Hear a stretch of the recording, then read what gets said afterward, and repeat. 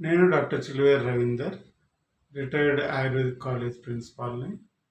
అట్లాగే నా స్పెషాలిటీ పట్ల చెప్పాలి అంటే నేను స్త్రీలకు సంబంధించిన ప్రసూతి స్త్రీరోగ వైద్య నిపుణుని ఆయుర్వేదంలో. ప్రస్తుత సందర్భంలో ఒక సామాన్య విషయాన్ని చర్చించదలుచుకున్నాను. అదేంటంటే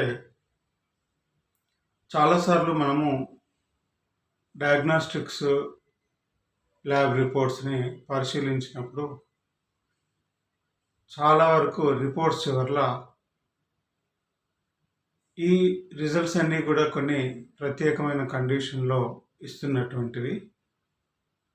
చిట్ట చివరికి వీటిని ఆధారంగా చేసుకుంటూ తప్పనిసరిగా కోరిలేట్ క్లినికల్లీ, అంటే వైద్యుడు రోగిని పరీక్షించినప్పుడు ఏ లక్షణాలు ఉన్నాయో వాటిని కూడా సమీకరించుకొనే రోగ నిదానము లేదా డయాగ్నోసిస్ చేయాల్సి ఉంటుందని ఒక సూచన పెడుతూ ఉంటారు.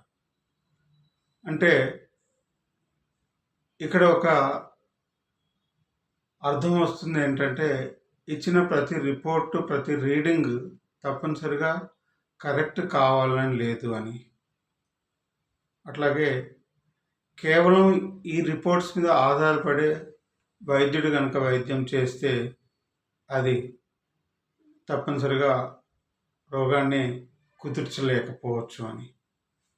అంటే వైద్యుడు అనేవాడు తప్పనిసరిగా రోగిని పరిపూర్ణంగా పరీక్షించి దాని మీద ఎక్కువ ఆధారపడాల్సిందే, కానీ కేవలం ల్యాబ్ రిపోర్ట్ల మీద కనుక ఆధారపడితే తప్పనిసరిగా రోగ నిదానం అనేది పొరపడే అవకాశం ఉంటుంది. అదే సమయంలో ఇచ్చేటువంటి ట్రీట్మెంట్ కూడా ఫెయిల్ అవ్వడానికి అవకాశం ఉంటుంది అని చెప్పకనే చెప్పుతున్నటువంటి ఈ అభిప్రాయాలు.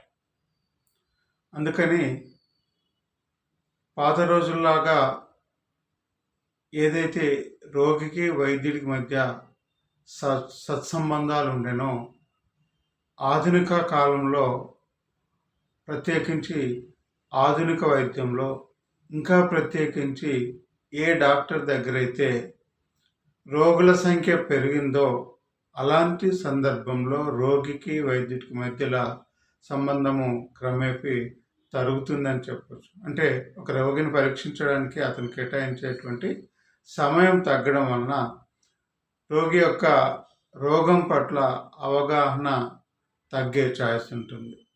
అంటుంటాం కదా, మంది ఎక్కువైతే మజ్జిగ పలచన అయిపోతుంది లాగా.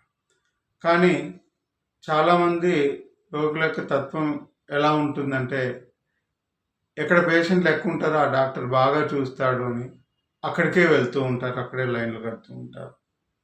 కానీ ప్రాక్టికల్గా చూస్తే ఆ వైద్యుడికి కూడా కొంత కాల పరిమితి ఉంటుంది.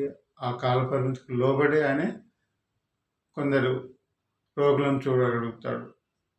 అది దాటిందంటే స్పీడ్ పెరుగుతుంది. అందరికీ సమానమైనటువంటి న్యాయం చేయకపోవచ్చు. ఆ క్రమంలో రోగ నిర్ణయం చేసే క్రమంలో తప్పనిసరిగా తప్పులు దొర్లే అవకాశం ఉంటుంది. సో ఇలాంటి పొరపాట్లను ఓవర్కమ్ చేయడం కోసమే అటు ల్యాబ్ డయాగ్నోస్టిక్ మెథడ్స్, అంటే డయాగ్నోస్టిక్ మెథడ్స్ అంటే కేవలం లాబొరేటరీ రక్తమూత్ర పరీక్షలనే కాకుండా ఎక్స్రే కావచ్చు, స్కానింగ్ కావచ్చు, ఎంఆర్ఐ దాకా ఇవి పోను ఇప్పటి కాలంలో కేవలం కంటితో చూసే పరీక్షలే కాకుండా కంటికి ఆధారంగా హై రెజల్యూషన్ లెన్స్తో కూడినటువంటి స్కోప్స్, లాప్రోస్కోప్స్ కావచ్చు, సో ఎండోస్కోపిక్ విధానాలు అంటున్నాం. సో ఈ అన్నిటి యొక్క